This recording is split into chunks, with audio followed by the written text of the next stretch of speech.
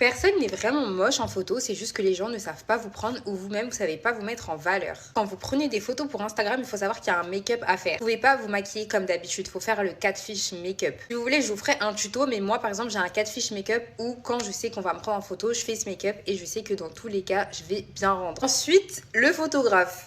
La deuxième partie du boulot, quand on prend des photos, c'est la personne en face qui va vous prendre en photo. Il faut que cette personne puisse vous prendre, sinon c'est pas possible en fait. C'est pas possible. Il faut pouvoir expliquer à une personne comment vous prendre en photo. Moi, des fois, ça m'arrive de partir en vacances et tout, j'ai plein de photos à faire. Vu que je suis avec quelqu'un qui sait pas comment me prendre en photo, bah ça passe par des sessions de galère. Ce que je fais en général, c'est que je donne mon téléphone à la personne en face et je lui montre exactement comment tenir l'appareil. Je lui dis, bah là, tu restes comme ça, tu ne bouges pas et vous voyez les grillages sur l'iPhone.